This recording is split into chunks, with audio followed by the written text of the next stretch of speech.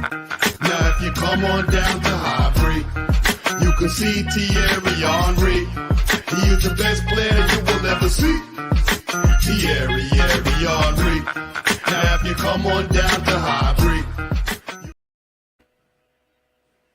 Welcome back to From Dial Square to Where.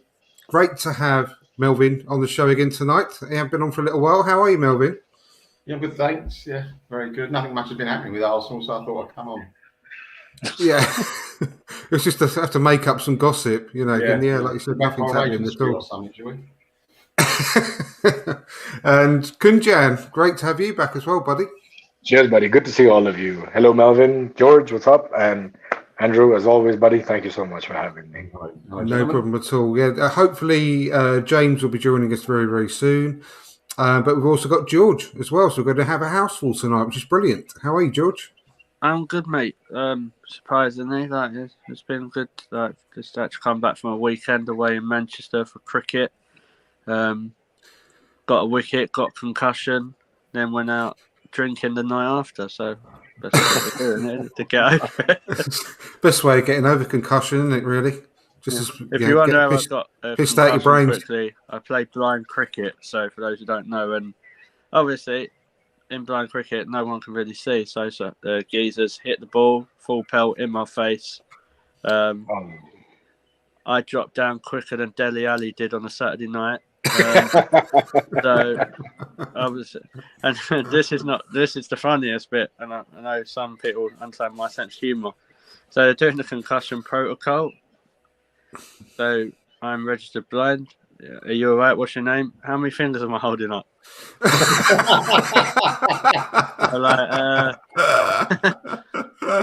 Just oh my God. Can I ask you a question, George? Can I ask you a question? You play cricket, right? Yeah. Why? I wouldn't play cricket, and my eyesight's good. I'm scared of the ball. I love cricket. Something. I've got no idea what's happening. Normally I don't know what's happening. To play cricket, I used to play that indoor cricket where they used to slog it in nets. Yeah. And I thought to myself, what am I doing this for? I must be mad. I gave up after a couple of weeks. I'm standing there, literally 2 or 3 yards away from the bat, and they're just slogging it because they can't get caught, can they? You've not got the reactions. I don't know why you do it. I mean, I do like cricket, to be fair. But football and cricket's my main thing, and I'm getting into playing blind football soon as well. So I might get a move the way our transfer window's going. So that's brilliant. Well, really. How did it go anyway? Did you win? No, we lost by 2 wickets, but it sounds bad. But we got bowled out for 90. Wow. And this team was top of the league, and if we could have hit a couple 20 more, I think we would have probably bowled them out. So we've done all right. I've got a game away at Kent on Saturday, so just wait and see what happens there, to be fair.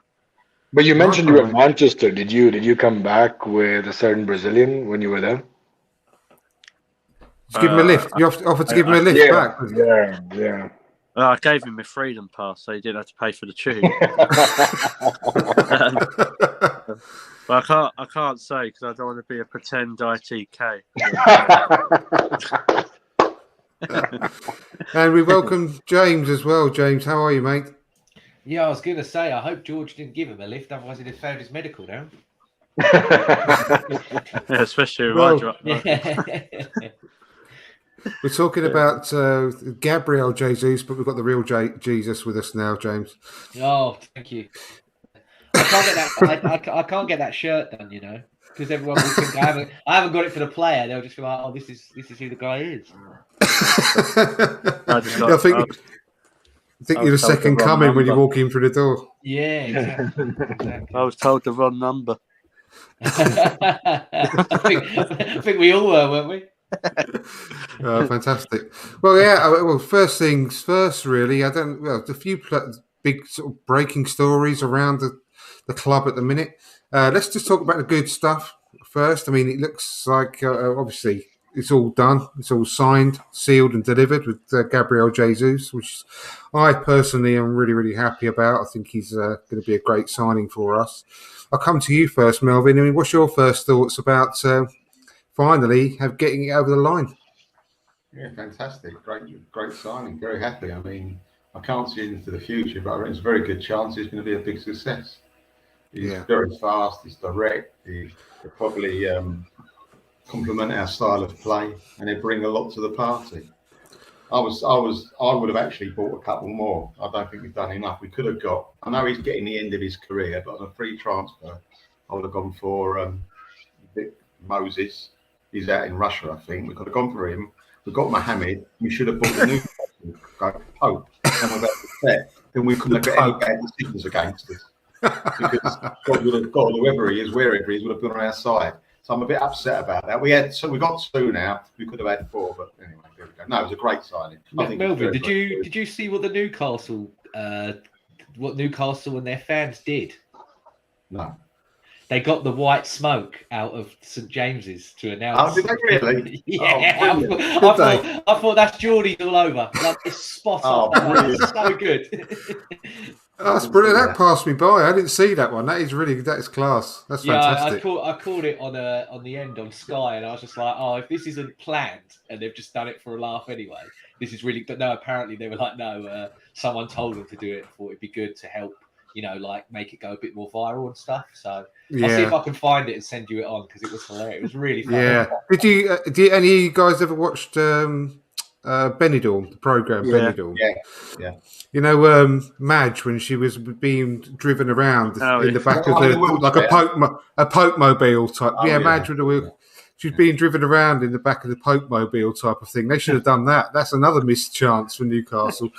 Get him to the ground in one of those Pope mobiles. That'd have been amazing. If they win the cup, they can put the cup round. Get the old team on that, can't they?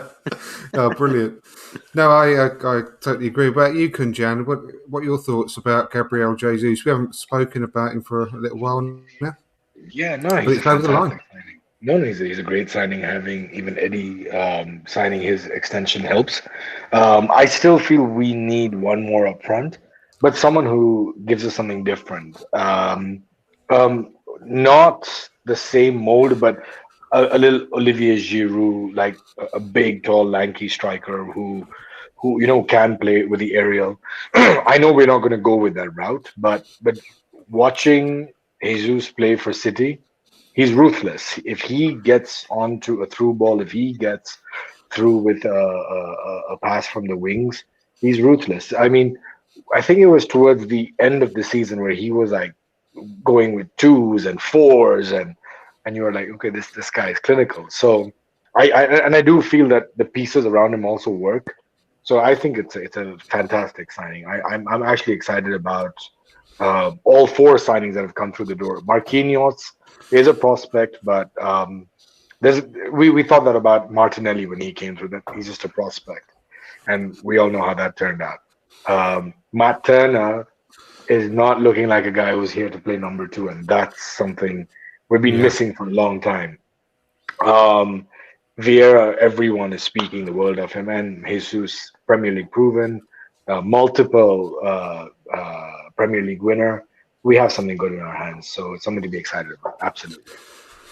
100%. And James, we haven't really had your thoughts about Gabriel Jesus since it was really, really sort of almost, definitely done, if you know what I mean. He hasn't been on the show for a few weeks, so tell us your thoughts about him as well. Oh yeah, I'm really happy. I think it's a very, very good signing. I know people have reservations about the fee. I know, Melvin, we did the podcast yesterday. Julian wasn't a bit impressed with how much we paid for him, considering he's only got a year left. But Man City are a very clever club, regardless of how much we want to say that they're got oil money and everything else like that. It's not the pure way to do it. They're very clever with it. So basically, what they've invested in Haaland, they've made sure that we've given them back for Gabriel Jesus. But they know that we're a club in need, and they've done the right thing. And for me, I don't think it is overpaying. I think he's going to come in here and he's going to do the job for us. And I think he's going to be very, very interested at the fact that he is now the main man. I know, obviously, Saka is the focal point of the club, but in terms of our attack, spearheading an attack for a club in London, regardless of what you say, that's very interesting to anybody. So Hmm. I can see why he's taken it. Obviously, he's being paid handsomely so as well. According to the rumours, he's just under, I believe, Party at 190,000 a week, maybe 200 grand a week. So, not a problem there. And yeah, I'm excited to see him play. And there's a lot now that he's signed for us. All of a sudden, he's become rubbish by certain people in the media. All these once every other club wanted him. Oh, he'd be brilliant for Chelsea. Oh, Spurs. I can't. Oh, he'd be so good for Spurs if him and Kane or as a backup to Kane. And now he's signed for Arsenal. Well, he's only scored 14 goals in the league. He's rubbish. Oh, I don't know why they wanted to buy him. Well, it just makes me laugh. The narratives that are out there. But no, I mean, even if he only does score 15 goals or 14 goals for us, we've got other players in there. We can get around. Again, like I said just a minute ago, I did that podcast yesterday with Melvin, and I spoke about the first season that I was fortunate enough to go was 97, 98. And, I think Bergkamp that year only got 15 goals, but Overmars chipped in with 12. Ian Wright got us about 9 or so, and Elka got us 8 or so. You had people that Stephen Hughes scored a couple. You had people chip in. So if that's the way we're going to go, especially with all these forward players that we all think can score, doesn't matter if you haven't got your 30. Would I love a 30 to 40 goal a season player? Of course I would. But if we haven't got one, but we got about 5 or 6 that chip in with 15 to 20. That's what Man City do. You look at all the numbers of all the Man City players that play up front, they all get that kind of amount, between sort of 10 to 18 or whatever. They've probably got about 6 players on that sort of level of scoring. And I've been positive, and people will know that we're watching this podcast, and I've said it offline just now. I've been positive that that's the way Mikel Arteta wants to play. And that's why I mentioned Gabriel Jesus months ago, that he'll be the ideal type of player, because you just see that that's the way he's trying to build his team, with players that with multifunctionality within them, who can move and spread themselves out across the pitch, across the front line. So I think it's really fascinating. Just finally on the Jesus deal, hopefully we'll get it all announced with a flashy video, probably something tomorrow or the day after when they've got it all edited in their sweet Georgie boy. What's your thoughts just finally on that? Well, they've got to wait for Sky Sports to catch up, haven't they? So give them about 3 weeks. Yeah, they're just reporting that we're interested in him at the moment. Yeah, they just report. Yeah, so I think I really like Jesus. To be fair, I think it's a very good signing. I know some people are a bit questionable about the fee, but I honestly couldn't. 45 I don't million get that. I don't in today's get that. market. I don't think it's actually as much as people think it is. Not when you see how much players go for. But I've heard West Ham want 80 million for Antonio, so you compare it to that. Deluded they want 80 million. How old is he? 30, 31? 31, Yeah, I think. So. Well, I wouldn't even. I'd say 20 million at best for Antonio for me. But I think, and I agree with what James was saying. The narratives, they're doing my absolute nut in, because I was watching someone I know, Harry's video earlier, and he was saying that a certain news outlet said, what a career that Gabriel Jesus has had. This was in January of this year. He's won all these titles and all trophies, and then he's signing for Arsenal. Oh, but he's never scored over 14 goals from the same people in a matter of months. So yeah, I know. And if someone like Mbappe signed for us, he'd be screwed, wouldn't he? He'd be the best player in the world, and then they'd say, "Oh no, he ain't no Jared Bowen, is he?" Yeah, he ain't all that. You know what I mean? So I think obviously good signing. I think he's gonna score goal. I do think we need something more. I know Arsenal fans are excited about the transfer window. I am, but I think we still need quite a bit more, personally. But I suppose Jesus is a good start. I wonder if, like, Nketiah signed his new deal. I would have liked another striker, but I don't think we're going to get that now. Well, that moves us on to the next point, because I've been saying the last couple of weeks that Rafinha would be that person. That Who's Rafinha never heard of him. would be the second striker if we get him. And this is why you never get too excited before things actually are announced on the Arsenal website, because it pretty much breaking news just before we went live, really, wasn't it? With David Ornstein saying that all of a sudden now Chelsea are favourites to sign him.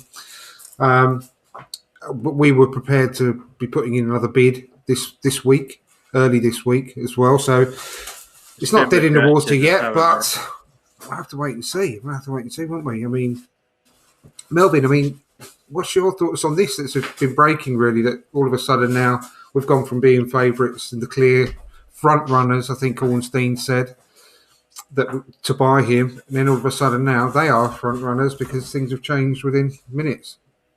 They seem to be front runners now in a sprint. We were the front runners in a marathon. That's the difference.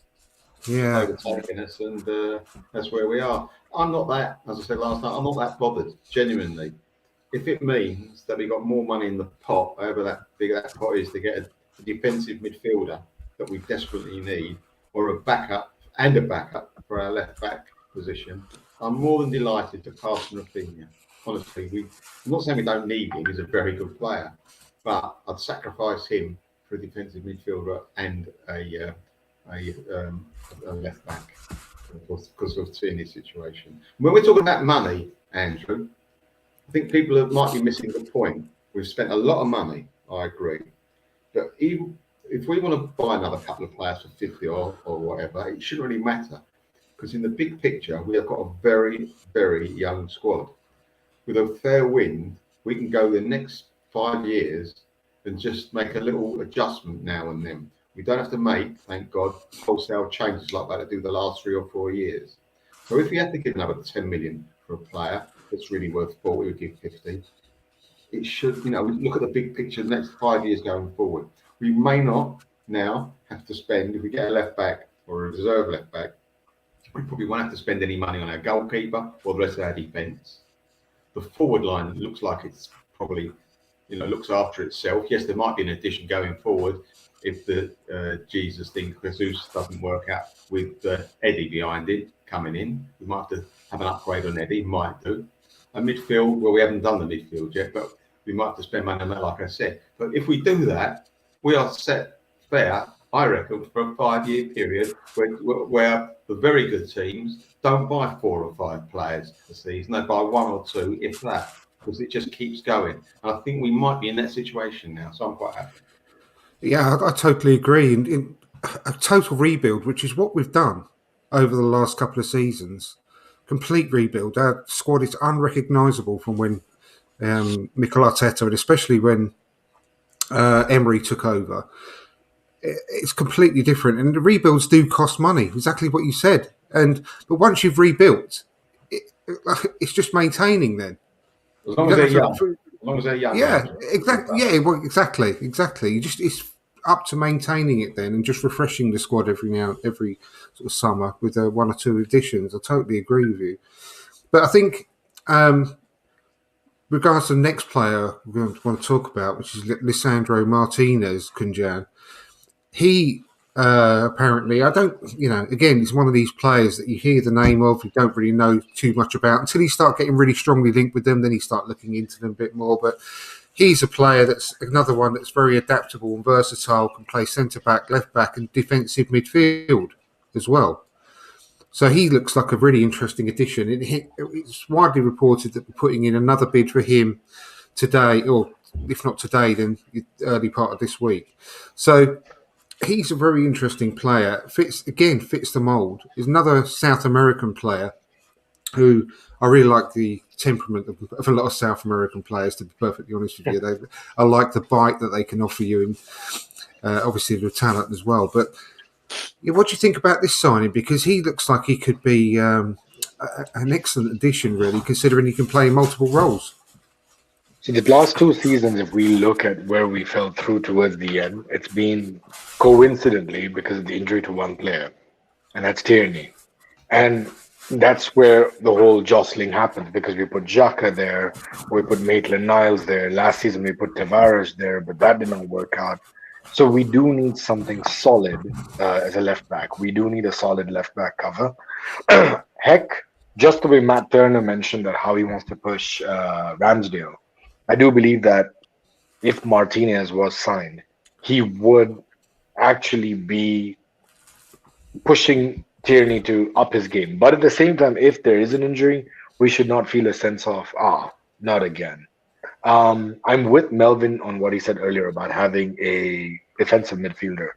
If this is that option, having a defensive midfielder cover, having a left back cover, having a center back cover, it's a good move, but it's a risky one at that as well. Because one injury to Lisandro Martinez, and again, you're picking up the scraps. You're like, who's going to play left center back? Because if we look at our center backs right now, I think Pablo Mari's on his way out, so let's not count him in this. But we have Ben White, we have Gabriel, we have Rob Holding, and Saliba. I think Saliba, despite not being left-footed, would play on the left centre back side, and would try to push either Ben White or Gabriel. Rob Holding will stick to the right centre back position, which leaves Martinez playing either backup or starting on the left back. Um, and if you do check his preferred position, it's centre back. But that's what was said about even Tommy Asu. Tommy Asu was considered to be a centre back, but now he's playing on the right side. I think it'd be a great addition to have, genuinely. And I do also agree with what everyone is mentioning on about the additions. We just look at Liverpool. The best example is they've just seen Mane leave, and not a single Liverpool fan have got up in arms and saying, "Yep, that's it. There's our season gone." They're very content with Diaz. They're very content with Nunez, who's come in. Jota has got the ground running, and we should know as Arsenal fans what Jota is doing. Um, I think this is where we've reached one more transfer window, which would be maybe in December, and I think come next season we're sorted. It's just about putting one small piece every window, and we take it forward from there. But yes, Martinez would be a phenomenal addition if, a la Rafinha, we do not get hijacked. But again, we're up against a dead club, so I think we'll be fine. What do you know about him, James? What can you add about this Martinez signing, or potential signing? Obviously, So yeah, unfortunately, Dutch football isn't on proper channels over here anymore. I think it's behind a paywall, unfortunately, now in England. So I haven't watched anything. I haven't watched a proper game of him play. So really bad to come to me to ask for that, I'm afraid, Andrew. no worries. I've seen. No worries at all. I don't want to sit here like other we're podcasts. all in the same boat, mate. This is what I'm saying. It's all I don't want to hearsay. be like those other podcasts and go, I know he's brilliant just because I've seen a compilation of him over some house music, mate. That's not. Yeah. I can go outside and put deep house on and do keepy uppies, and you think I'm brilliant.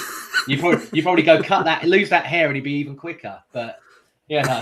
I'm going to put that on Twitter as an ITK thing. Let's say breaking news: James Johnson's about to sign on a 4-year deal.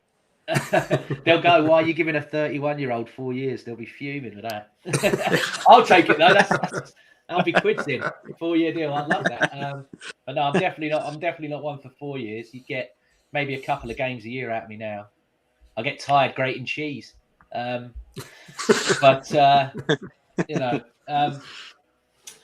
honestly, from what I read and everything else, he sounds ideal. And like you keep mentioning, and we've all mentioned proper before, Arteta player.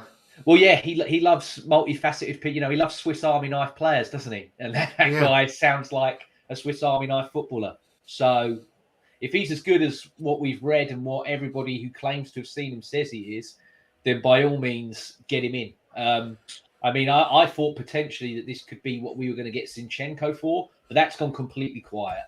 But from what I read today, apparently the second bid has gone in, and it is for I know they've said that they want 45, but apparently we've offered 40, and they're mulling over that, and they probably will accept. Ajax, they sell because the production line at Ajax is second to none. It's arguably the greatest academy in the world if you want to go through time and look at it. I'd put what they've produced up against pretty much any other academy in Europe. Yeah, hopefully we're heading that way ourselves in the next few years under Per Mertesacker. Oh yeah, It's getting 100%. that way, isn't it? I think 100%. it's looking very good. But But yeah, that's the model we need to emulate, really. yeah, what I worry about, Andrew, is that I don't like to play the what if game. But when you see that all this money are going on these players, and you read that potentially Saka's going to be renewed and Saliba's going to be renewed, I am not used to this football club operating under big boy football conditions, right? So in my head, I am thinking that there's got to be a sell here, potentially, of somebody. And it's going to be someone from that first team squad. Now, for me, Xhaka going. Well, I don't count Pepe because he's not particular. Do you know what I mean? He doesn't start. For me, I think the two that I'm looking at that are going to go could be Xhaka or Gabriel. I think Gabriel. I think if Juventus sell De Ligt, they're going to want a centre back, and they've been wanting him. They wanted him before we got him. Wow. They're in debt, really. Yeah, but they muddle through, George. They muddle. You know, they got Vlahovic for 6 bags of penne and some magic beans. You know, that's just what they do. This is how it works out there. They find a way. I can see Xhaka going. I don't know so much about Gabriel. I don't know. I think he'd be mad. I mean, I wouldn't. I don't rule anything out because football can be mad at times. I don't rule anything out. But I mean, if Bernardo leaves City or Salah leaves Liverpool, you think they're not going to look at one of our front three? Well, they can't have Jesus, but you don't think they're going to get sacked? They're going to take Saka or Martinelli? Yeah, Liverpool would have Martinelli tomorrow if they could, I reckon. And I mean, Man City. Saka would fit into Man City's squad so brilliantly, wouldn't he? Especially if they sell Sterling. But it's the stuff of nightmares. We don't want to think about things like that, but it could potentially happen at some point. But my heart says and my head says Saka ain't going anywhere at the minute. But I wouldn't rule it out in 2 or 3 years' time. No, that's right. But I think he would definitely stay at the moment. But if we can't match the guy's ambition and his trajectory, then we're in trouble. So we need to match, because he is growing at such a rate. He's going to be like a proper world-class talent in no time at all. Saka is. So if we can't become a world-class club around him in that time, then we are going to be in massive trouble.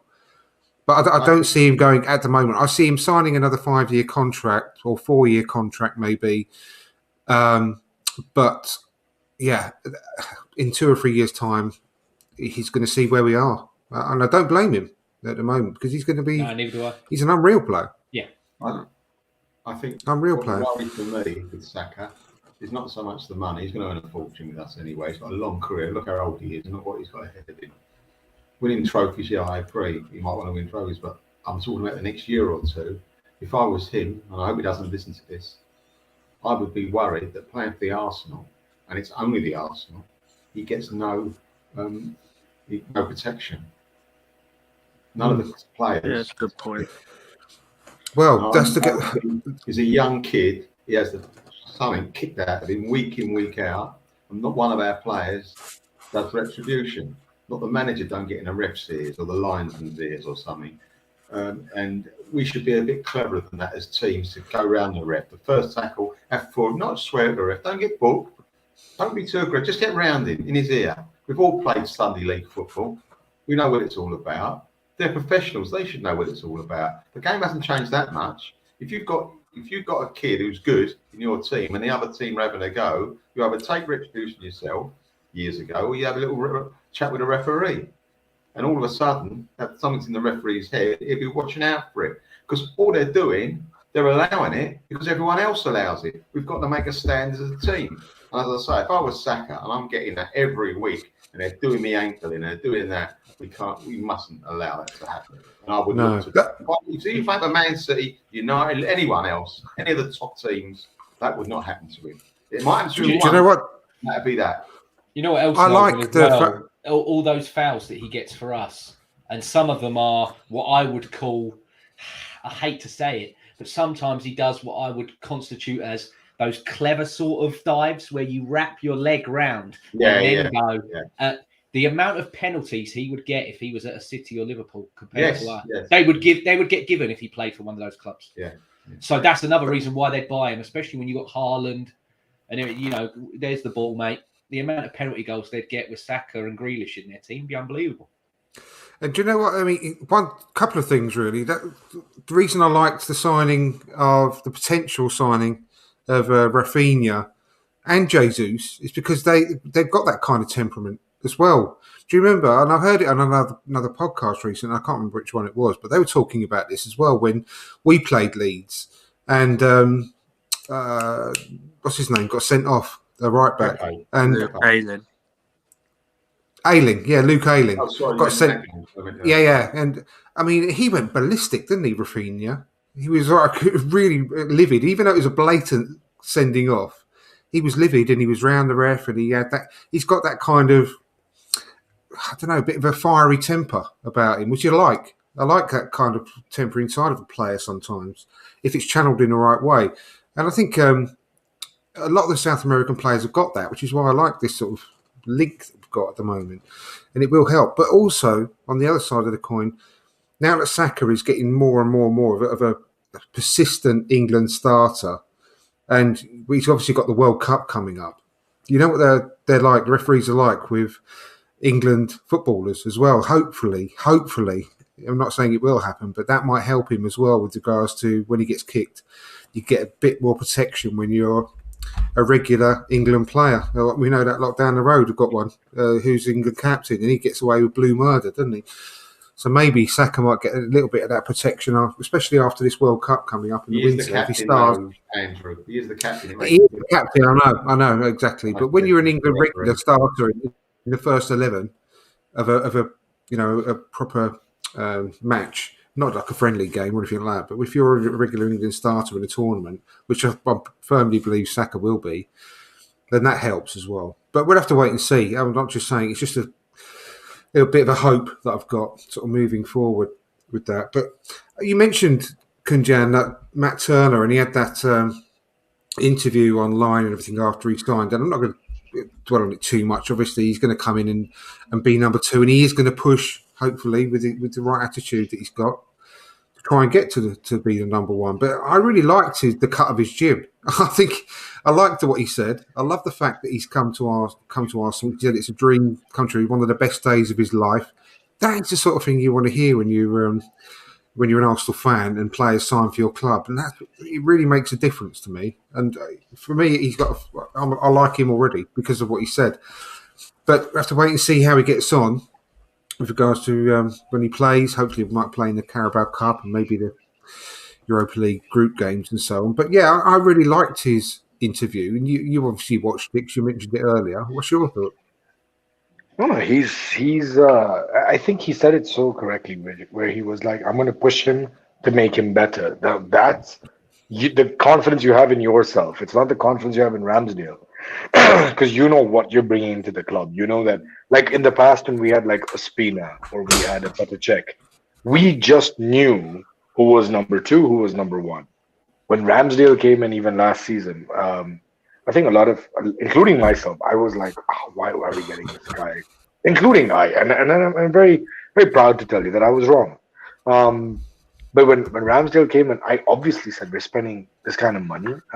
As a number 2, we had who's the Australian keeper who came for a half a season on Matt Ryan. Matt Ryan. I was like, we could have just got Matt Ryan on a free. He could have been a perfect number 2.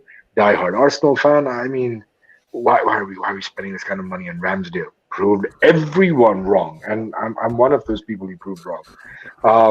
To the point that when Leno came in, we became a little shaky. We're like, oh, will Leno do this? And I which game was it where Leno made that last minute save? Villa. Aston Villa. Yes, Aston Villa.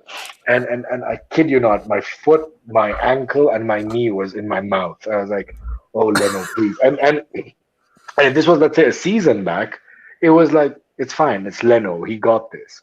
Now, this is the kind of competition we want to see. But again, you can see that Matt Turner has not come in here with with airs. He's actually come and saying, I know I'm going to be the number 2, but I'm going to push. I'm going to work hard. I'm going to show the coach. I'm going to show the team that I deserve that spot. And this is what you need. You don't want a sour-faced fellow sitting on the side going, why am I not getting game time? I want out. We actually want someone who's going to work hard to ensure they get that position, which is why I wasn't a fan of Rafinha. Whether or not we get him or not, but that was something I was not very, very comfortable with. Yeah, no, that's right. We don't have to dwell too much on Matt Turner, but yeah, fair play. And I wish the guy all the best, all the very best with his career at Arsenal. Hopefully, he gets a chance to show what he can do. Did you say George, something about Aaron Ramsdale just now? You mentioned him. You just mentioned him. Kunjan did. That's a coincidence because it's just come through on Sky News thinking of buying him.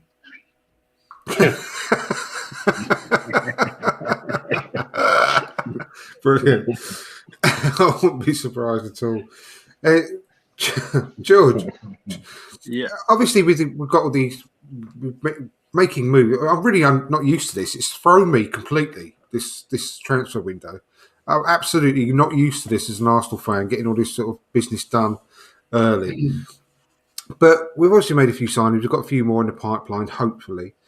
But this is the biggest cliche in the world is when you say he's like a new signing. But that is exactly what Saliba's going to be, isn't he? I mean, because he's never even put on our shirt yet. Now, I mean, that's a big thing when you add him into the mix, to the squad already. I know Kunjan briefly mentioned him earlier, but it's a massive season for him, really. And he's got a lot to prove. He can't expect to walk straight back into the team. But after the season that he's had on loan, which was obviously very, very successful, he's going to feel like he deserves it. But I think we're only going to benefit as a club because of him coming back.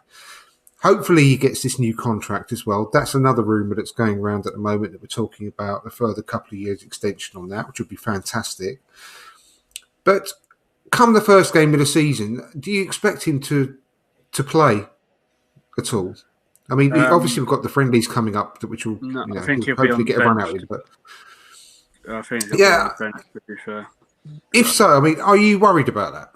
Genuinely worried? Have you got any concerns about him being on the bench? Take your sort of Arsenal hat off just for a moment as a fan, and you obviously want the best for the team. But if you put yourself maybe in his position with the World Cup coming up and everything like that, are you sort of slightly concerned about the situation that we've got arising with him? Because I've got a slight worry myself in a little way. No, like when it comes to Saliba, I think he is like a new signing because he hasn't played at all. So he can't have that pressure because what we've seen him doing out there. Like we didn't have this pressure on when we signed Gabriel, as far as I know. Like he's got to do this. I just think he's going to push either because I'm not going to sit here and do what other podcasts do. I don't know what side of the centre half he plays, so I don't know if he's more Gabriel or Ben White side. So, but Ben White. Okay, really. So like he's going to push them like Ben White. Do you know what I mean? So I don't really think there should be that too much pressure on him. Like we don't know how he's going to be in pre-season, do we? Like we could be saying you go on the 11 that played last season in pre-season, there could be someone that breaks through and thinks, "Oh bloody hell, he's done really well." So I think there's a lot of our players that are going to want to up their game because there's a World Cup. Exactly, yeah. It's just the way it is for me. Like you don't see the top teams having just two proper centre halves. They normally have someone that can come in and do good maybe not as good, but still a decent job. And I just think if you offered me, just say we get Martinez, but say we had Gabriel, White, Saliba, Martinez, and Holding. For me, I really like that as 5 centre halves. I don't think you can get much better, to be fair. It's up there. Right. It really is, yeah. But with Saliba, he's played really well in the French league. I'm not the greatest fan of the French league, but I've seen him play for France internationally, and he looks like he's a good player. So just got to give him time, really. Like he might not start the first part of the season, but then in later part of the season, he could be what we need.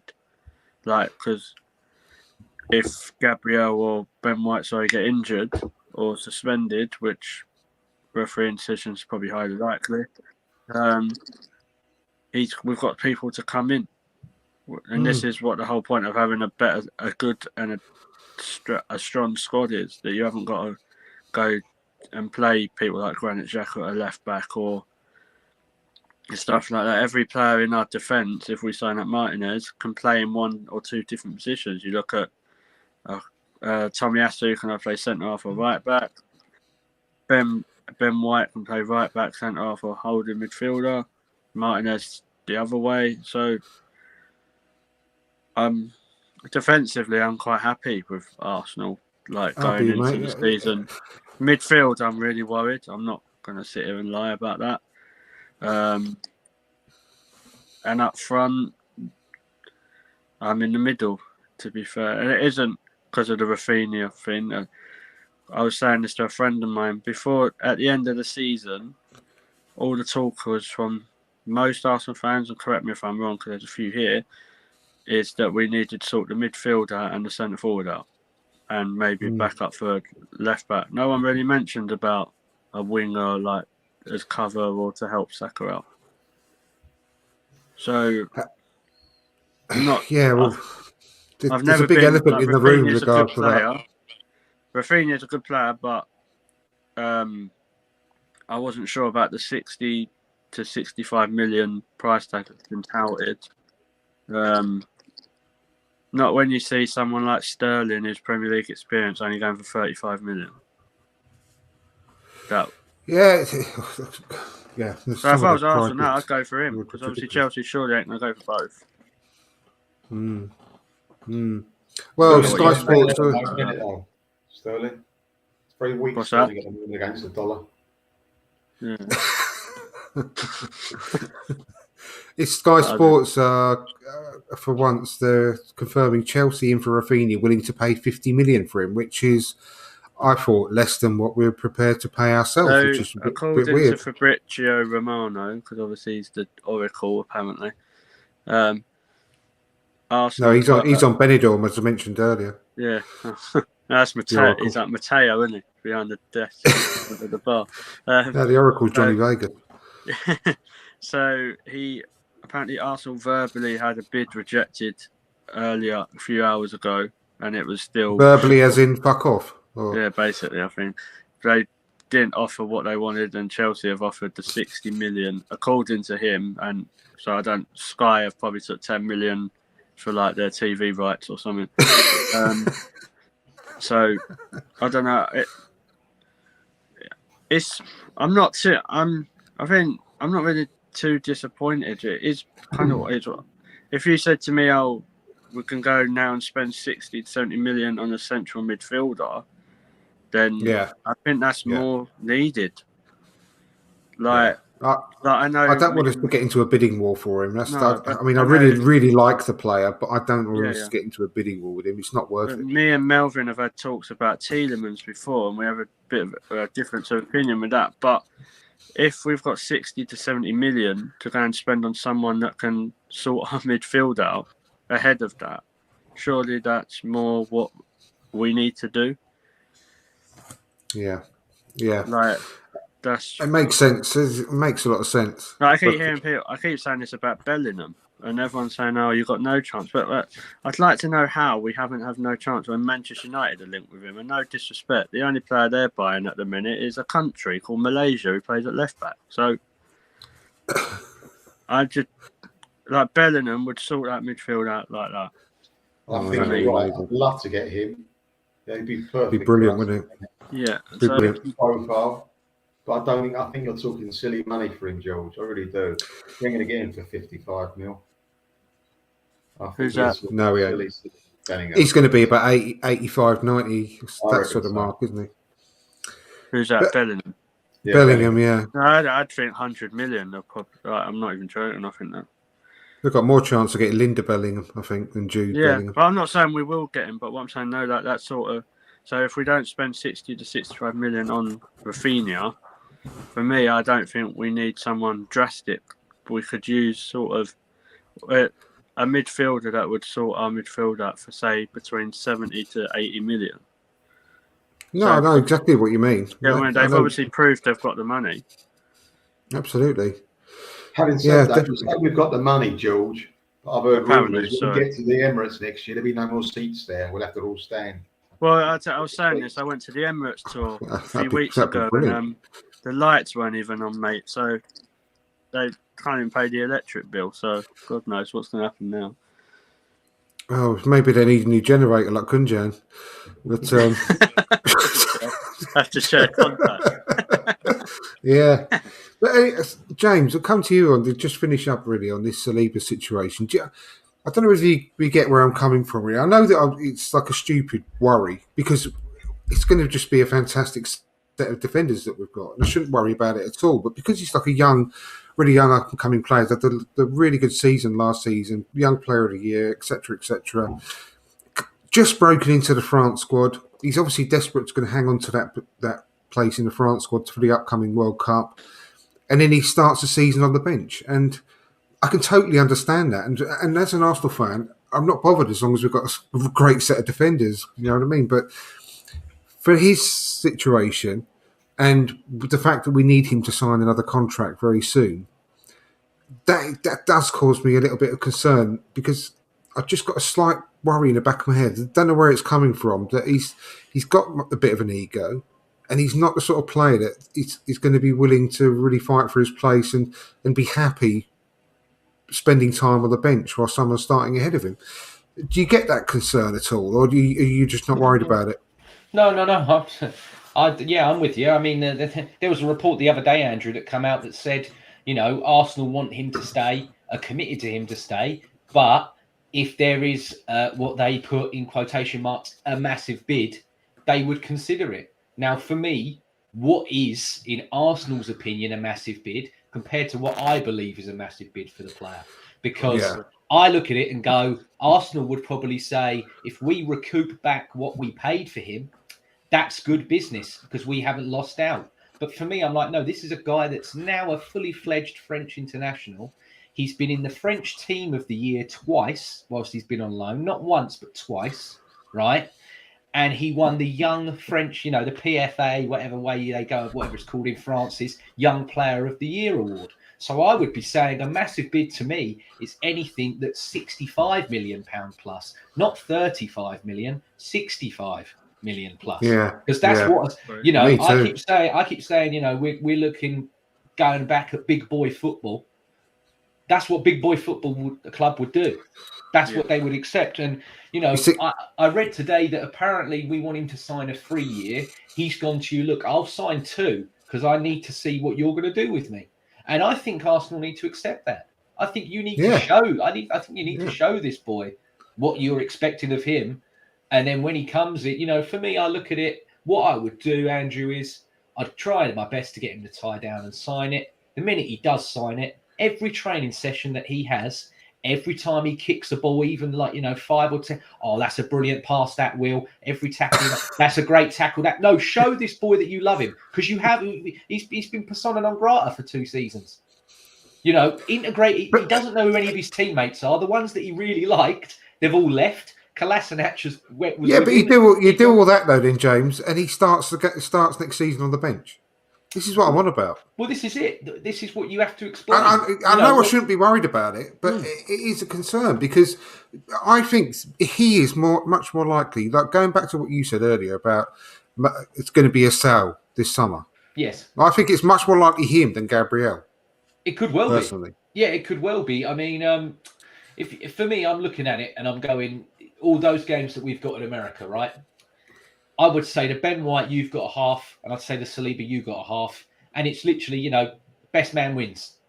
Because I'm not. If I'm Mikel Arteta, I'd go. I don't know what I'm going to do for Palace, even though you were, arguably brilliant for me last year, Ben. This guy here is, he's no slouch, mate. So and I would say it's a battle. It's battle for the fittest. And with those 5 subs, especially with our manager that does like to err on the side of caution, if we go a couple of goals up, he does like to chuck his CDMs and his centre backs on and go low block himself. So Saliba or White will get games, because when we, if we're 2-0 up or 2-1 up or something in the game, instead of killing it off, he will bring a CDM or a defender on. I think how many games you've got to play as well. Like you've got Europa League, so Exactly. he's gonna get shitloads of games. Really, Yeah. He'll probably get all the Europa League group games, to be honest. Yeah, you've got FA Cup, Carabao Cup, because you're going to think the Carabao Cup starts just unless I'm wrong, it's just after the World Cup finishes.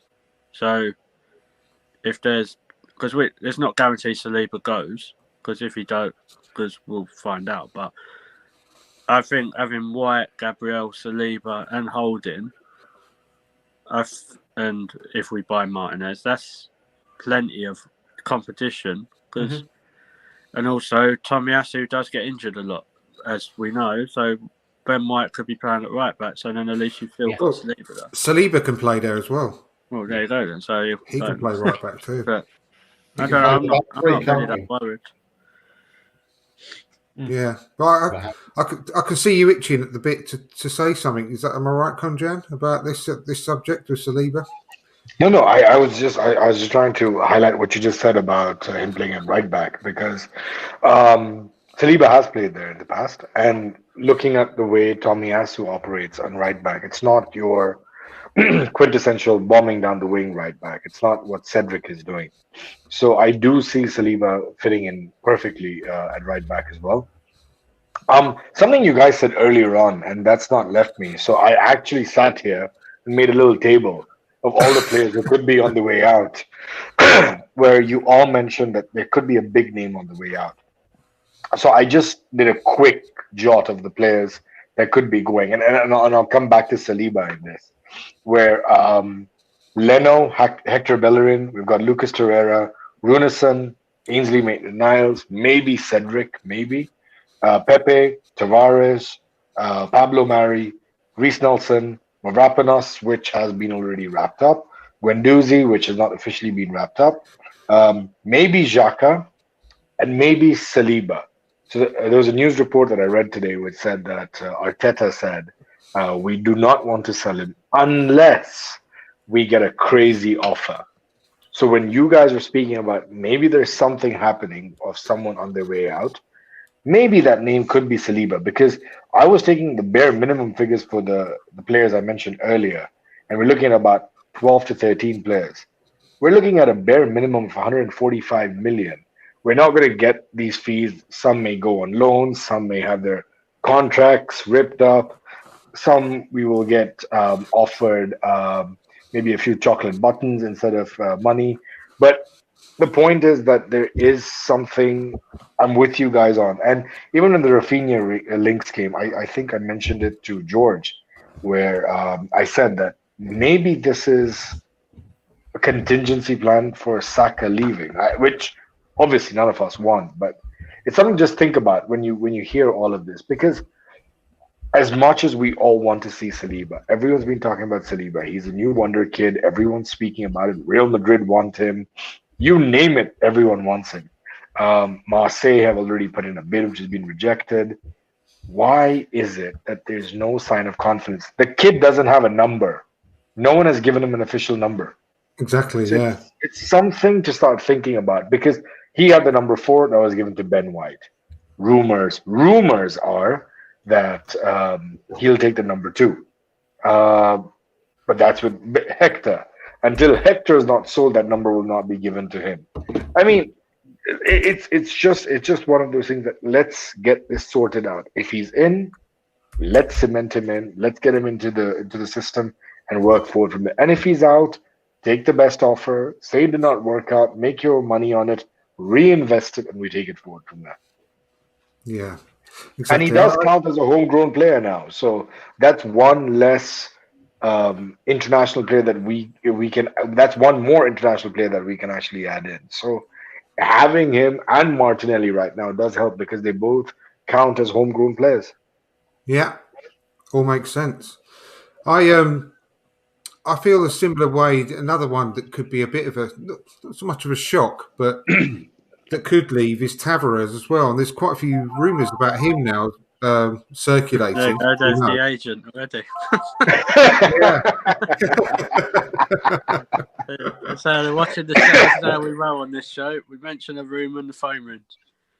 Yeah. What's that? A 4-year He's, deal, Arsenal? Put the burgers on there, dude. Yeah, I wouldn't be surprised if Tavares goes as well. Not just on loan either, maybe permanently. 40 million. Like, and I thought Yeah. if that gets if Arsenal got 40 million for Tavares, that has got to be bigger than like the Hatton Garden burglary. Like 40 million. Like, I don't know. I think the talk was 20 or 25. That's what I had read. That we're Right, looking at. that's up there with a Wobie to Everton. No, I also saw £40 million when Atalanta came in. Yeah. I thought, that would be on the base sort of the levels of when we bought and sold Nicholas Anelka. That sort of levels of profit. That'd be incredible. But it's going to be interesting to see what happens with Tavares. Actually, I don't want us to give up on him just yet. But I think a season on loan might do him the world of good. But also, I'd quite like to keep him until January as well, with all the Europa League group games and Carabao Cup games and everything we've got to contend with. depends who they buy, though, doesn't it? Like, because if they buy Martinez and they still go and get Hickey, then Tavares might as well just go. Hickey, well, when have you last heard about Hickey? That has gone dead. Yeah, it's gone real quiet. Hickey's very interesting. Very interesting. He is very interesting. Because West Ham went in for him and got told that he's only leaving for Arsenal. Yeah. So he's prepared to wait and see if we go back in. I don't think we will. I think that ship sailed. Especially isn't it? If we buy Martinez, which I think, like I said earlier, I think Ajax will probably accept that offer. I don't think that's gonna happen at all now. No, I'm more confident in Martinez than I am. Same. With anyone else. What I mean, I think we've got alternatives. You know what I mean? Like Hickey was but then obviously Martinez took over from that. So I think him and Zinchenko were the alternatives if that didn't happen. Like even with Rafinha, like that's not happening now. I assume. So they'll have an alternative. Like obviously we'll probably find out tomorrow morning who it is because someone from like their bedroom will put a link or something. But they will have alternatives. So I wouldn't rule out a certain player that left us a few years ago coming back as well, from Germany. It's already happening, isn't it? It's already happening, Andrew. My Twitter at the moment is full of Marco Asensio for some reason. All of a sudden, he's come back. Oh, really? Yeah, I mean, Gakpo's going to Leeds as the Rafinha replacement, so we can't really get him now, which I know a lot of people wanted. But yeah, I have seen more of Marco Asensio now than I think I have in a long time. Well, he seemed like he went in the Federal Witness Protection Program. All of a sudden, Arsenal have come out of nowhere for him. I tell you, Arsenal fans. We'll link Zaha against it. Oh no! Don't do that to me. Like Arsenal fans are better than the FPI and everything because as soon as we're linked with something, if anyone goes missing, to get the Arsenal fans on Twitter to look because they track the planes, they're watching, they're all waiting. So if anyone goes missing, just say, "Oh, well, Arsenal fans, here you go." They'd probably find them in 2 days. Yeah, I mean, a couple of questions here that Colonel put into the chat. So I know most of you are probably looking forward to Rafinha, but in all honesty, wouldn't Gnabry, Kingsley Coman is another one he's mentioned, be a better player to sign considering we have 3 right wingers currently in Pepe, Saka and Nelson, which is true. I mean, and then he goes on to add, if we sign any winger, we probably will. I think Pepe. That's what he said. If we do sign any winger, how much do you think we'll sell Pepe for? And I mean, my own personal opinion is I don't think we would. I don't think we'll sell him. I think the only way we'll get rid of him is to loan him with an option to buy at the end of the season, and we'll probably end up having to pay half his wages or something like that. I think you'll get 20 million. I think that's what will happen. I don't think anyone's going to come in and buy him, mate. I don't honestly. I think we'll have to loan him and pay half his wages. I think that's the way we're going to deal with it. Can anyone see anyone? Has he been linked with a single club on the face of the planet? I haven't seen any links for him. The only one is PSG, and Yeah, that is true. literally on the basis of a Campos is there, and they're potentially getting Galtier as their manager. I do a But then swap again- deal with Mbappe for Pepe. Like, Well, this is it. If Mbappe doesn't want it, it's Mbappe has to agree now. He's Yeah. the rule. He rules it. He's master Harris of the Saint universe. Mbappe, So yeah. that's it. Yeah. If Mbappe says no, it's not happening. Mbappe says no. Yeah. Exactly. That's it. Literally. Exactly. He's already told Neymar he can leave. There's another Brazilian we can go and buy.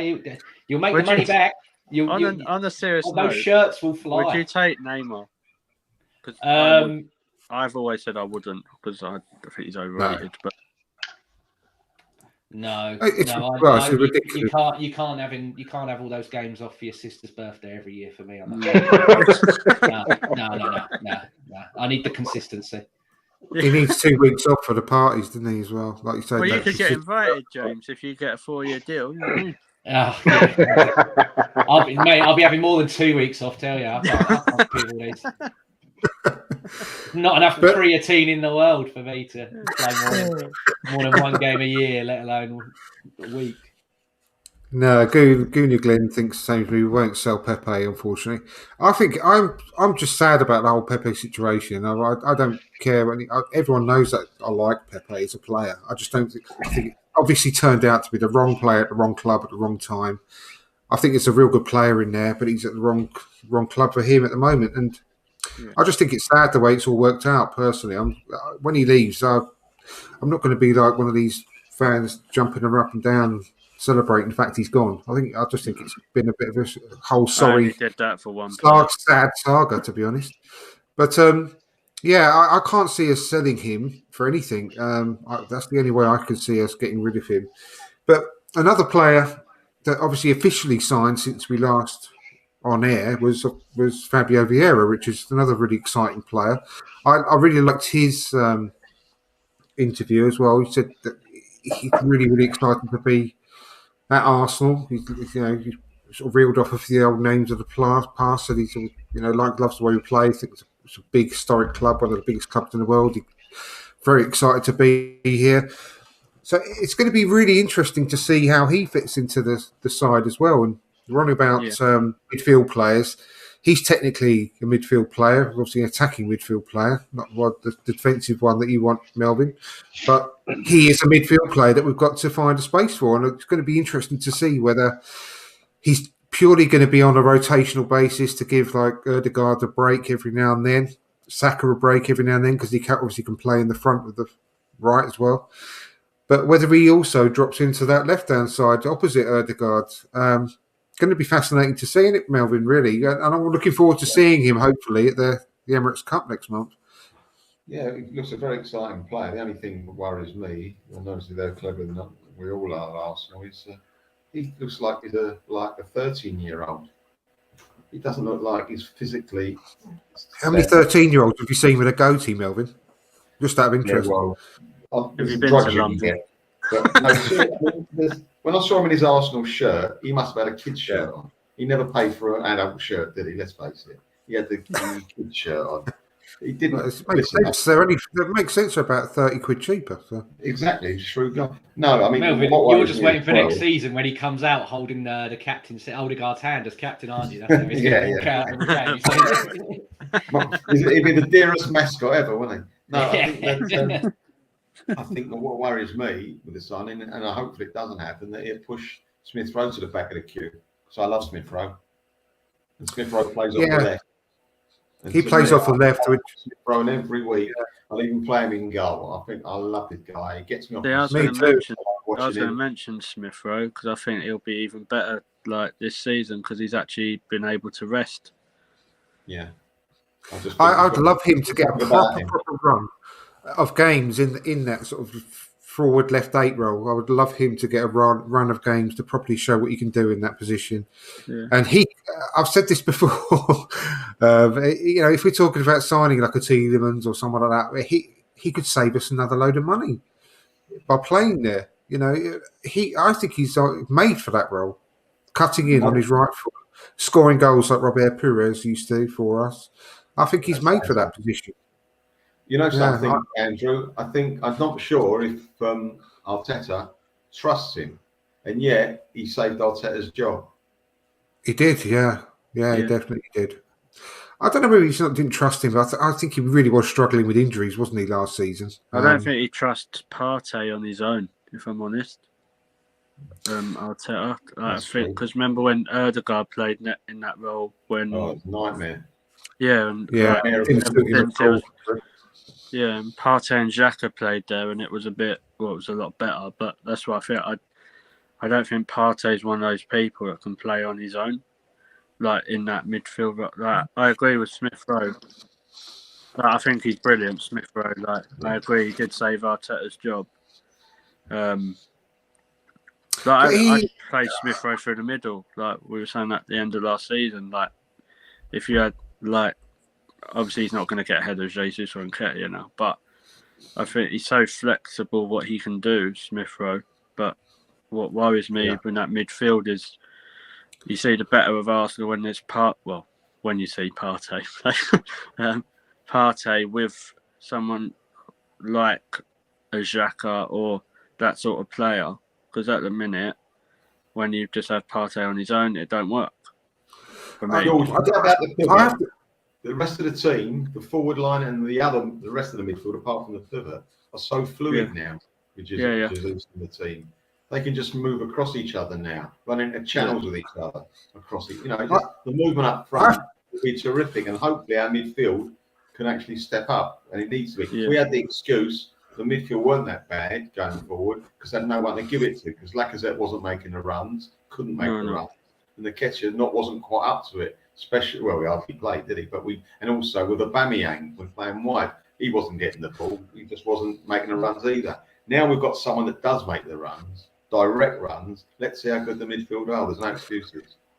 Yeah, because I have to say, George, I don't disagree with you often, but I really disagree with you on that because I think Partey was brilliant when he was on his own at the back and he had Erdegaard in front of him as a right 8 and another. Well, it was Xhaka for a while, was pushed right up as the left 8, but when he was left a bit of freedom behind those two, it was like an upside down triangle. He was brilliant, and that was when we played our best football last season in that spell between like October, November. When it wasn't. I'm talking about. Yeah, it was. We had a good spell, didn't we? We had where we scored a lot of goals. That was when he was on his own at the base of an upside down triangle, if you like, with Erdegaard and Xhaka in front of him. You know, I think he was great on his own. No, but there was times when you had when Xhaka wasn't even in the team that there was times when Erdegaard was as a midfield 3. You had Partey, Erdegaard, and Saka. Before, that was dreadful. Then I thought we was atrocious in that midfield. Yeah, that's before we properly went to that 4-3-3 role. That's what I mean. Really when Partey plays like that, with say like Erdegaard, that's when I thought we was bad. Not saying that I think with Xhaka in that team, and I'm not the biggest Xhaka fan, but you can't deny when he's played well. And, no, absolutely. He's had his best 2 seasons with us. Yeah. We've seen his prime years, as I said in a couple of previous shows. I reckon because it makes sense that a 30-year-old Xhaka, and he's had his best 2 seasons just with us. That's his prime years, 28, 29. Yeah. He's not going to get any better than that. So I think if we're going to sell him, now is the absolutely perfect time to sell him on the back of 2 good seasons. So if we can get an upgrade there, then the problem is we're going to be in the same position as usual because Partey gets injured. So when Partey gets injured, it's back to square one, isn't it? Yeah, we're back to. Well, I do have a lot of faith in Lokonga, gentlemen. I know everyone knocks him. I have. I was just about to say that, Melvin. I think I've got a lot of faith in Lokonga. Yeah, I do. He's brilliant. He's brilliant. All right. I think he'd be all right to wear the shirt.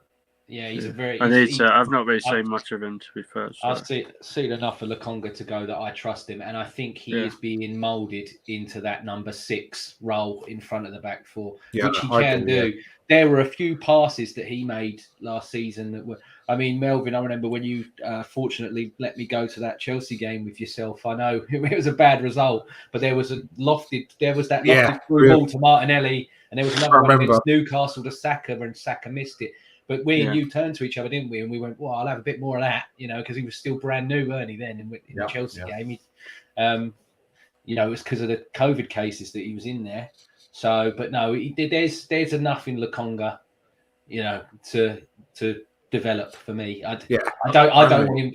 I know people have said about, he probably go on loan to Burnley. But no, he'll get games for us, especially in the Europa League group. If we get a relatively easy one and we win our first 3 games, because then that's when they, once you've got your 9 points and you're through, you can that's when you can put your Patinos and your Ballagans and all them. You can even Daniel Ballard don't want to go Burnley. Well, there you go. Yeah, no, that's a shame. Actually, we would have got a good amount of money for him. He's I a good think player. I think he'll still go.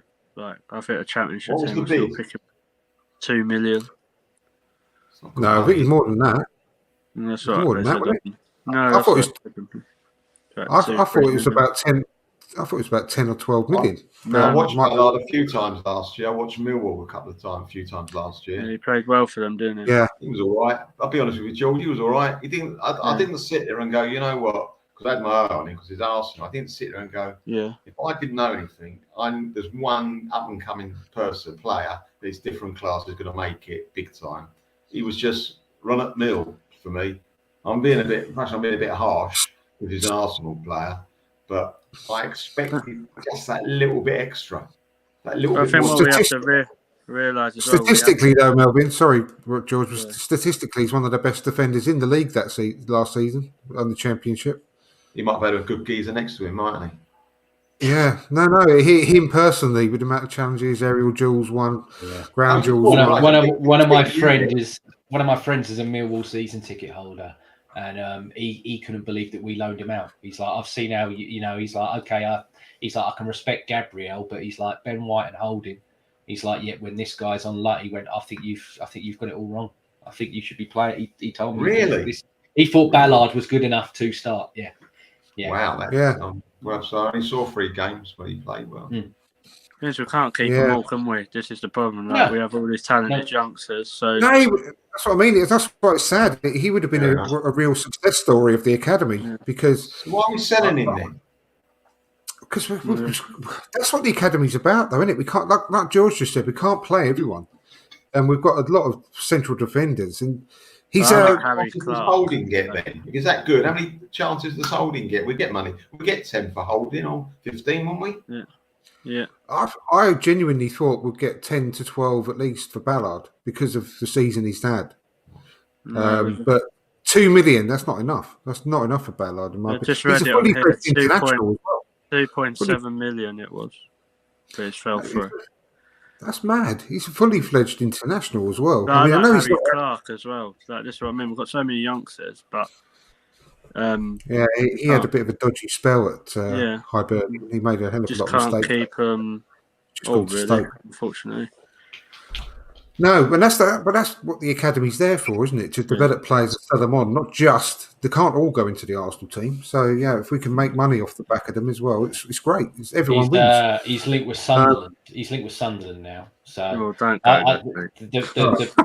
the main problem I think was that Burnley didn't want to give us the sell-ons. That's what I think the deal broke up over, because we said that we want a first refusal if you are to sell him.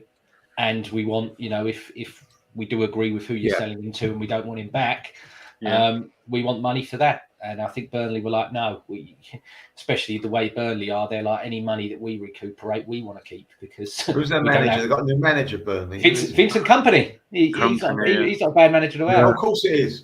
Yeah. They're going to completely change. Burnley will be a completely different team to what we've seen from them in the past. As long as they don't come back up, I'm all right. What a boring game that was this year, home to Burnley. That was a disgrace. He was worth the programme money. He was dreadful at Anderlecht, Vincent Kompany, so he's quite lucky really to get another job so quickly. So he jumped before he was pushed at Anderlecht. but hopefully, for his sake, he restores his reputation or builds his reputation with Burnley, and changes the way they play. Shane's put in the chat, is Norton Cuffy ready? I genuinely think he will get some minutes for the first team next He year. weren't that good today for England, to be fair. Well, they got through to the final, didn't they? Yeah. No, but he's been fantastic. He's been I do really think he could. I think that could be a bit like what happened with Smith Rowe, though, with Cuffy Norton. I don't know if it'll be this season. I think it'll be more next season. So if he goes to like a championship team or lower league, Premier League team, and then he'll come through. I could see him being our number one right back in a couple of years. Yeah, he had a very good season last year, didn't he? When he was out. I would honestly say it's early days, but I don't put too much pressure on the lad. But I think he could be one of the best defensive products we've made come out of the academy since everyone Ashley Cole. goes on about Spence from the one that Jed Spence. Jed Spence. Or the one who's meant to go to Spurs, but I don't think there's much between Norton and him. No, I don't. My friend sports Lincoln, and he said like it's complete light years well better than anyone. I know it's only League One, so you have to take a pinch of salt, but he's like, if he's not in your squad like in 12 to 18 months, then there's something wrong. Yeah, he's a very, very good prospect, and genuinely, because we don't produce many defensive prospects out of the academy. 18, 19. Still 18, I think. Yeah. So I think he could be the best one we've had come through since Ashley Cole. I really do. I really hope he goes well. If we're going to load him out again, get the club right. We've really got to make a good choice with the club. But if not, I can see him getting some minutes in the Europa League or Carabao Cup next season. But we'll see how he goes. But we'll leave it there, fellas. We've been going an hour and 16. So it's been great to talk to you all again. Thank you ever so much. Everyone in the chat, thank you ever so much for all your comments as well. Please, can you give us a like before you leave? Be really much appreciated. Subscribe if you haven't done so already. But yeah, Melvin, been a pleasure. Hope to see you again very, very soon. Thank you for your time. Invited back. Thanks a lot. Really enjoyed it. I think I might. I might it over for a couple of days. I might it over for a couple of days, Melvin. See about thinking about whether I'm going to invite you back. But yeah, chances are pretty good. Couldn't Jan? Pleasure as always, my friend. Thank you, buddy. Thank you so much for having me over. Good to see all you guys. It was really good fun. Thank you, mate. James, brilliant. Once as always again, and great to have you back on the show. Hope to have you again soon. I appreciate it. No, thank you. And George. Invite. Cheers, mate. Thanks for having me on and that. No problem at all. No problem at all. We look forward to seeing you all next week. I'll be on the Mr. Arsenal podcast tomorrow, so tune in for that as well. And yeah, thanks all for your time. See you all next week. Goodbye for now.